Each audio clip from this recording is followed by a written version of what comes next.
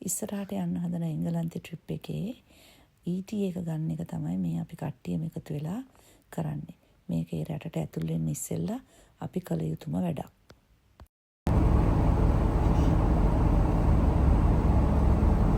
දරුවෝ මේ වෙනකොට ටොරොන්ටෝ වලට ගිහින් හිටපු ඉඳා එදා ලන්ඩන් වල ඉඳන් ටොරොන්ටෝ වලට පිට වුණේ මායිසේනකයි විතරයි.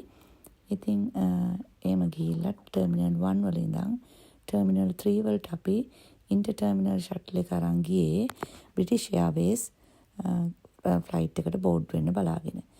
ළමයි තුන්දෙනාත් එතනට එනවා කිව්ව හින්දා අපි දෙන්නත් එතනට ගියා. ඒ තුන්දෙනාත් ටික වෙලාවකින් එතනට ආවා. මේක හරිම එක්සයිටින් මොහොතක් අපි හැමෝටම. Hi Judy. සුදු. Judy, come. Is this my jacket? Guys, we don't. Nah, मैं अंत का करा. C30. Yeah, but we need to. Your passports and visas must be checked at the airport. You're required. Please see a member of British Airways staff for support. Going on. Listen there. සාමාන්‍යයෙන් අපේ ගෙදර trip එකක් යනකොට ඒකේ ප්‍රධානත්වය දරන්නේ අපේ ලොකු දුව, ඒ කියන්නේ නිත්නි සේනකයි. ඉතින් ඒගොල්ලෝ හැම කටයුත්තක්ම කරගෙන පිළිවෙලට යන එන තැන් හොයාගෙන එනකන් අපි තුන්දෙනා අපේ පාඩුවේ ඉන්නවා. එහෙම තමයි වෙන්නේ. සේනක ඉතින් එයාපෝට් එකෙන්ම සල්ලි ටිකකුත් මාරු කරගත්තා. ඊට පස්සේ මේ අපි කට්ටිය දැන් ඉතින් ගමන පටන් ගන්නයි යන්නේ. බොහොම සන්තෝෂෙන් කාලෙකට පස්සේ අපි මේ සේනකයා අරගෙන අපි මේ එයාප්ලේන් එකේ යන ගමනක් යන්නේ. ඉතින් ටිකක් එක්සයිටඩ්, ඒ වගේම ටිකක් බයයි. ඉතින් කොහොම හරි ඉතින් අපි කට්ටිය බොහොම සන්තෝෂෙන් කාලෙකට පස්සේ එකතු වෙච්ච ඉඳ මේ යන ගමන ගැන සතුටින් ආසාවෙන් බලන්න යනවා කොයි විදියටද ලන්ඩන් අපේ ජීවිත වලට අලුත් අත්දැකීමක් එකතු කරන්න කියලා. ඉතින් චෙකින් කරපු බෑග් ටික ගන්න ඕන එක තමයි මුලින්ම සිද්ධ වෙන්නේ. මොකද අපිට ඒ බෑග් ගෙනියන බෑග් ටික චෙකින් කරන්න සිද්ධ වුණා. හෑන්ඩ් ලගේජ් අරන් ගියන්. ඉතින් මේ අපි බලන් ඉන්නේ චෙකින් කරපු බෑග් ටික එයාපෝට් එකෙන් එකතු කරගන්න. දැන් අපි මේ වෙනකොට හීත්‍රෝ එයාපෝට් එකට බැහැලා තින්නේ පැය 6මාරක ගමනකින් පස්සේ කැනඩාවෙන් ඉඳන් හීත්‍රෝ වලට පැය 6මාරක්. ඉතින් ඒ ගමන ගිහිල්ලා ඇවිල්ලා අපි මේ බැහැලා අපි චෙකින් කරපු බෑග් ටික ගන්න තමයි මේ බලාගෙන ඉන්නේ. ඔන්න දැන් අපි ඉතින් යුනයිටඩ් කින්ග්ඩම් වලට ඇතුල් වෙලා ඉන්නේ. හරි. ලන්ඩන් නගරය තුල ගමනාගමනය කොයි විදිහට සිද්ධ වෙන්නේ කියලා ෆිගර් අවුට් කරගන්න අපිට ටිකක් කල් ගත වුණා. කෝච්චියේ යනවද, බස් එකේ යනවද, ඌබර් එකක් කරයි යනවද, මෙන්න මේ වගේ දේවල්. නමුත් අපිට තේරිච්ච හැටියට ට්‍රාන්ස්පෝර්ටේෂන් වලට සෑහෙන වියදමක් සිද්ධ වෙනවා. මොකද සිටි එක ඇතුලේ, ලන්ඩන් කියන සිටි එක ඇතුලේ මේ ගමනාගමනය සිද්ධ වෙන්නේ සාමාන්‍ය වෙහිකල් වල නෙමෙයි, ඔක්කොම සබ්වේ වල. කොහොම හරි එයාපෝට් එකේ හම්බෙච්ච කෙනෙක්ගේ උදව් ඇතුව එයාගේ පැහැදිලි කිරීම අනුව අපි තීරණය කරා සබ්වේ එක අරගෙන අපිට අවශ්‍ය කරන තැනට යන්න. මොකද අපි සබ්වේ එකේ අපි ඉන්නේ මේ වෙලාවේ එයාපෝට් එකේ zone 6 කියන එකේ. නමුත් අපි නවතින තැන තියෙන්නේ zone 3 එකේ. ඒකෙන්ද අපි zone 6 එකේ ඉඳන් zone 3 එකට යන්න සබ්වේ එක තමයි ගත යුතු ලාභම ක්‍රමය කියලා ඒකේන අපිට විස්තර කරලා දීපු හින්දා අපි ඩේ පාස් එකක් අරගෙන සබ්වේ එකේ දැන් මේ කැම්ඩන් කියන නගරයට තමයි අපි යන්නේ. ඉතින් අපි ලන්ඩන් නගරය අතර යනකොට ඉතින් වටපිට බලාගෙන අර අපි දන්න පින්තූරවල දැකලා තියෙන ලස්සන බලාගෙන අපි මේ දිගටම යන්න ගත්තා. කොහොම හරි ගිහිල්ලා අපි අවසානයේ කැම්ඩන් කියන නගරයට ඇතුල් වුණා.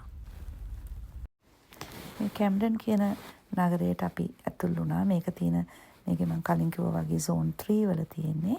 එතන ඉඳන් විනාඩි 3ක් වගේ ඇවිදන් යන දුරකින් තමයි අපි ලෑස්ති කරගත්ත සේනකත් නෙත් හොයාගෙන තිබුණු Airbnb එක තියෙන්නේ. ඉතින් අපි මේ තැනට ඇවිදා යන අතරේ ඒ නගරයේ දැකපු ලස්සන දේවල් තමයි මේ පේන්නේ. තාම ලස්සන නගරයක්. අපි බොහොම ආසාවෙන් හිටියා.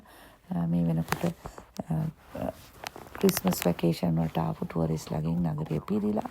ඉතින් ඩබල් ඩෙකර් බස් හැමතිස්සෙම හැමතැනම යනවා. ඒවත් මට ඇහැට ආස හිතෙන ලස්සන තැනක්, ලස්සන දේවල්. ඉතින් මේ මම රෑට මගේ Airbnb එකේ ඉඳන් උඩ ඉඳගෙන පල්ලෙහා බලනකොට කොහොමද මම නගරය දැක්කේ කියන වීඩියෝ එකක් තමයි මේ ඔයගොල්ලන්ට පේන්නේ. ඉතින් ට්‍රිප් එකක් ගියාම ළමයින්ට ඕන විදිහට තමන්ගේ අවශ්‍ය ප්‍රමාණයට වියදම් කරගන්න කියලා අතට ගානක් දෙන එක සේනකගේ පුරුද්දක්. ඒක කන්න බොන්න නෙමෙයි තමන්ට අවශ්‍ය කරන දෙයක් ඕන නම් ගන්න කියලා සල්ලි කොහොමත් සේනක දෙනවා. ඒක තමයි මෙයා අදත් කරන්න ලෑස්ති වෙන්නේ.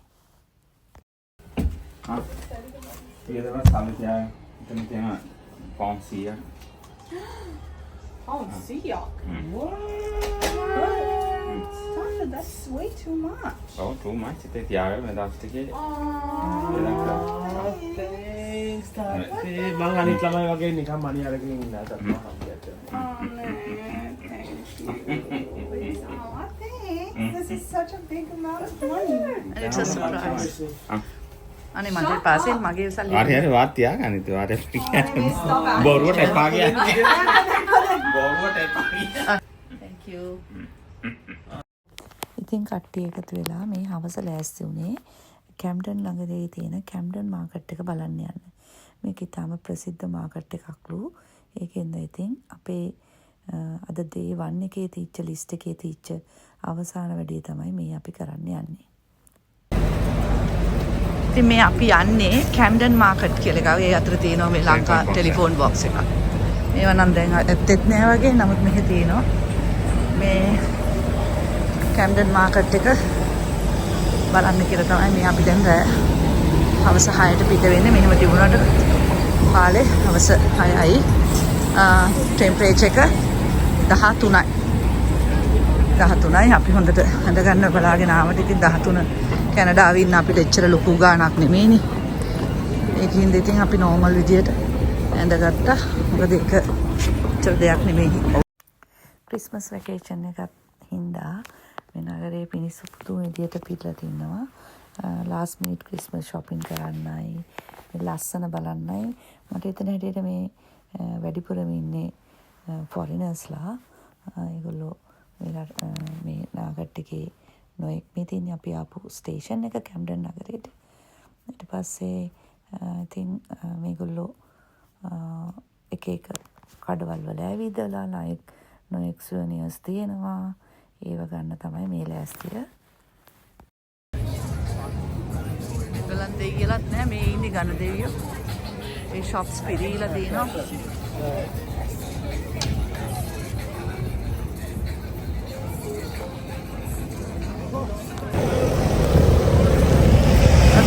තියෙන මේ මාකට් එක වගේ මට මොකක්ද ඒකට කියන්නේ වර්ල්ඩ් මාකට් නේ.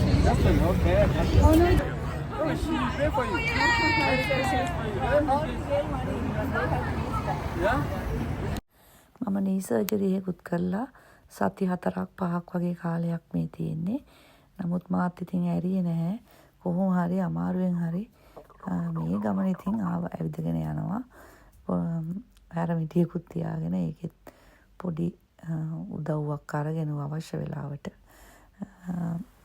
ඉතින් මාත් මේ හැම දෙයක්ම බල මේ අලුත් අත්දැකීම් අරගෙන මේ හැම කඩේකම ඇවිදිනවා. මොකද මේවා ඉතින් රටකට ගියාම බලලා ඇවිදලා දැකලා ගන්න ඕනි අත්දැකීම්නේ. ඉතින් දවවරු 3 දෙනාත් එක්ක සතුටෙන් මායිසේනකයි මේ හැම කඩේකම ඇවිත්තා. ඒගොල්ලෝ නම් ඉතින් ඇවිද එක ඒවා බලනවා ගන්නවා. අපි දෙන්නත් ඉතින් ඒගොල්ලෝ කරන දේවල් බල වටෙන් ගියා.